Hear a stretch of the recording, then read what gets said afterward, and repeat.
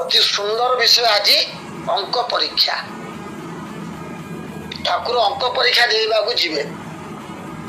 ଶିକ୍ଷାର ଧାରାଟା କୋଉଭଳି ହେଲେ ପିଲା ଶିକ୍ଷିତ ହୁଏ, ଚୌକସ ମଣିଷ ହୁଏ, ସେ ବେକାର ହୁଏ ନା।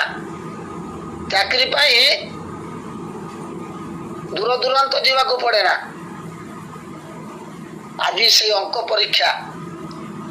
ଏଇ ଅଙ୍କ ପରୀକ୍ଷାରେ ଠାକୁରଙ୍କ ମତ ଶିକ୍ଷକ ମାନଙ୍କର କୋଉଭଳି ଶିକ୍ଷାଦାନ, ସେ କୋଉଭଳି ଶିକ୍ଷାଦାନରୁ ବଞ୍ଚିତ ହୋଇ ପରୀକ୍ଷା ଦେଲେ ନାହିଁ, ଆଉ ଅଧିକ ପାଠ ପଢିବା ପାଇଁ ତାଙ୍କ ଭିତରେ ଆଗ୍ରହ ହେଲା ନାହିଁ।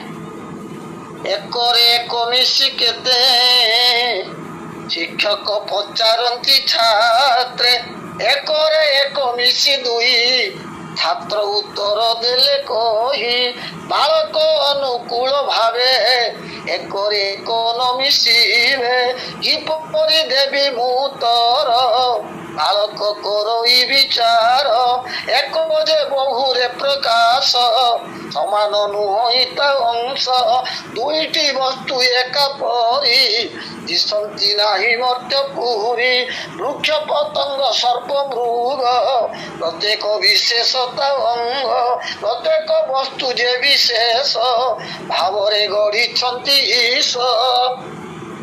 ଠାକୁରଙ୍କର ଭାବଧାରା ଆମର ସାମାଜିକ ବ୍ୟବସ୍ଥାର ଭାବଧାରା। ଏକ ଏକ ଦୁଇ ଆମେ କହୁ।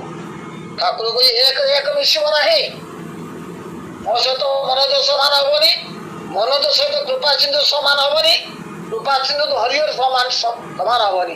ହରିହର ବୈଶିଷ୍ଟ୍ୟ ଅଲଗା, କୃପା ସିନ୍ଧୁର ବୈଶିଷ୍ଟ୍ୟ ଅଲଗା, ମନୋଜର ବୈଶିଷ୍ଟ୍ୟ ଅଲଗା, ମୋର ବୈଶିଷ୍ଟ୍ୟ ଅଲଗା, ଗଛର ବୈଶିଷ୍ଟ୍ୟ ଅଲଗା।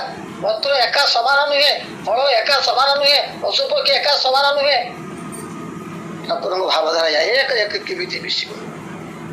ବାଳକ ନିରୁତ୍ତର ଦେଖି ଶିକ୍ଷକ ରାଗେ ଗର୍ଜି ଉଠି, ମଥାରେ ତୋର ବୁଦ୍ଧି ନାହିଁ ଉତ୍ତର ଦେଉନାହୁଁ କାହିଁ, ଏକର ଏକ ନ ମିଶିବ ବାଳକ କହିତ ଭାବ, ଦୁଇ ସମାନ ବସ୍ତୁ ନାହିଁ କିପରି ମିଶାଇବି ମୁହିଁ, ଅଦ୍ଭୁତ ଦର୍ଶନ ଉତ୍ତର ଶିକ୍ଷକ କ୍ରୋଧରେ ଅସ୍ଥିର, ବୁଝି ନ ପାରି ଗୂଢ ତତ୍ତ୍ୱ ବାଳକ କଲେ ବେତ୍ରାଘାତ।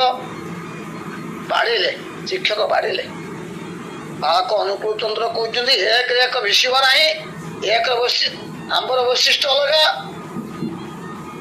ଆଳୁର ବୈଶିଷ୍ଟ୍ୟ ଅଲଗା। ଯଦି ବା ପରିବା ଆଳୁ ବାଇଗଣ ପରିବା ସମସ୍ତେ ପରିବା ଜାତୀୟ, କିନ୍ତୁ ୟାର ବୈଶିଷ୍ଟ୍ୟ ଅଲଗା, ତାର ବୈଶିଷ୍ଟ୍ୟ ଅଲଗା, ୟାର ଅଣୁକୋଣା ତାର ଅଣୁକୋଣା ସମାନ ନୁହେଁ।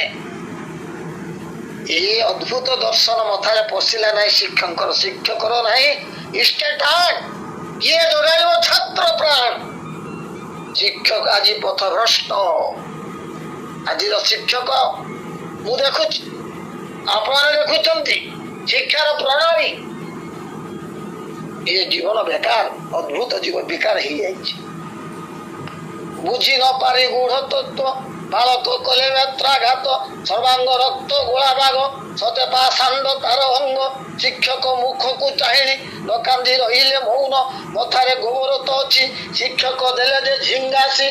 ତ ମଥାରେ ଗୋବରଟା ଅଛି, ନେଗାଟିଭ ଭାବ ଦେଖ। ମଥାରେ କେବେ ଗୋବର ରହିବ? ଶିକ୍ଷକ କହି ତ ମଥାରେ ଗୋବର ଅଛି। ଦେଖନ୍ତୁ କୋଉଭଳି ଧିକାର, କୋଉଭଳି ଗାଳି। ନାମ ଲେଖା ତ ବ୍ୟର୍ଥ ହେଲା, ବଡ ମୂର୍ଖ ତୁମେ ପିଲା, ମନରେ ପାଇଲା ଯେ ଭୟ, ଭଲ ନ ଲାଗେ ବିଦ୍ୟାଳୟ, ଲେଖା ପଢାରେ ନାହିଁ ମନ, ମୌନେ କରଇ ଚିନ୍ତନ, କେଉଁ ଅଜଣା ରାଇଜରେ ସର୍ବଦା ବିଚରଣ କରେ, ଶିକ୍ଷା ପଦ୍ଧତି ହବା ତାର ପସନ୍ଦ ନୁହେଁ ସେ ପ୍ରକାର, କିନ୍ତୁ ଶିକ୍ଷକ ପ୍ରତି ପ୍ରେମ ତୁଳନା ନାହିଁ କଦାଚନ, ପନିପରିବା ଫଳମୂଳ ଶିକ୍ଷକ ଗୃହେ ଉପହାର, ପ୍ରତ୍ୟେକ ଦିନ ନିୟମିତ ଦିଓଇ ତାର ସାଧ୍ୟମତ, ମଝିରେ ମଝିରେ ପରୀକ୍ଷା ପଢିଲେ ଭয়ে ଦିଏ ଦେଖା। এই যে କହିଲେ ମଥାରେ ଗୋବର ଅଛି, ତୋ ଦ୍ୱାରା କିଛି ହେଇପାରିବ ନାହିଁ, ଗୋଟେ ମୂର୍ଖ ପିଲାଟା, ବଡ ମୂର୍ଖ, ଏଇ ଯୋଉ କଥାଟା କହିଲେ ନେଗାଟିଭ ଭାବ। এই যে ମା ପଢୁଥିଲେ ଆଗରୁ ରାଜନୀତିରେ, ସତ ଶିକ୍ଷା ସତ ଶାସନ ଭିତରେ ପିଲା କେବେ ମଣିଷ ହୁଏ ନା। ଆମେ କ୍ୟାରିୟର, ପିଲାର କ୍ୟାରିୟର ପାଇଁ ବହୁ ଯତ୍ନବାନ, ଲକ୍ଷ ଲକ୍ଷ ଟଙ୍କା ଖର୍ଚ୍ଚ ହଉଛି, କିନ୍ତୁ କ୍ୟାରେକ୍ଟର ନାହିଁ। ଲେଖା ପଢାର ଦୌଡ଼ ହେଲେ ଶିକ୍ଷା ତାକୁ କୁହେ ନା। ଅଭ୍ୟାସ ବ୍ୟବହାର ସହଜ ଜ୍ଞାନ ପିଲାମାନଙ୍କର ନାହିଁ। ବର୍ତ୍ତମାନ କୋଚିଂ ସେଣ୍ଟରରେ ସବୁ ପାଠ ପଢା ହଉଛି, ଲକ୍ଷ ଲକ୍ଷ ଟଙ୍କା କୋଟି କୋଟି ଟଙ୍କା ଖର୍ଚ୍ଚ କରି ମାନେ ଦୁନିଆ ଧାଉଁଛି କୁଆଡେ। ଠାକୁର ଫିଲୋସଫି କଣ ଥିଲା? ଏଇ ଯୋଉ କହିଲେ ମଥାରେ ଗୋବର ଅଛି, ମୂର୍ଖ ଲୋକଟା, ତୋ ଦ୍ୱାରା କିଛି ହବ ନାହିଁ, ଭୟ ପାଇଗଲେ ଠାକୁର। ଆଉ ପାଠ ପଢିବା ପାଇଁ ଆଗ୍ରହ ହେଲା ନାହିଁ। କିନ୍ତୁ ଶିକ୍ଷକ ପ୍ରତି ତାଙ୍କ ନିଷ୍ଠା ଥିଲା, ଗୁରୁ ପ୍ରେମ ପାର। ପ୍ରତ୍ୟେକ ଦିନ ପନିପରିବା ନେଇ ଶିକ୍ଷକଙ୍କୁ ଦିଅନ୍ତି, ପ୍ରତ୍ୟେକ ଦିନ ନିୟମିତ ଦିଓହି ତାର ସାଧ୍ୟ ମତ, ମଝିରେ ମଝିରେ ପରୀକ୍ଷା, ପଢିଲେ ଭୟ ଦିଏ ଦେଖା, ଅଙ୍କ ପରୀକ୍ଷା ଆଜି ତାର, ମନରେ ଭୟ ତାও ପାର, ତେଣୁ ବିଳମ୍ବ ଯିବା ପାଇଁ ମନରେ ସରାଗତା ନାହିଁ।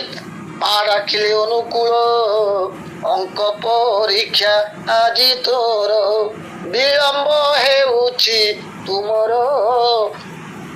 ପରୀକ୍ଷା ଅସଫଳ ତୋର, ସତରେ ଯାଅ ବିଦ୍ୟାଳୟ, ବାଳକ ଯାଏ ପାଇ ଭୟ, ଅତି ବେଗରେ ଗଲା ଚାଲି, ପାଠଶାଳାରେ ଗଲା ମିଳି, ନିର୍ଦ୍ଦିଷ୍ଟ ସ୍ଥାନରେ ବସିଲେ, ହସ୍ତରେ ପ୍ରଶ୍ନକୁ ଧରିଲେ, ପ୍ରଶ୍ନ ଦେଖିଲ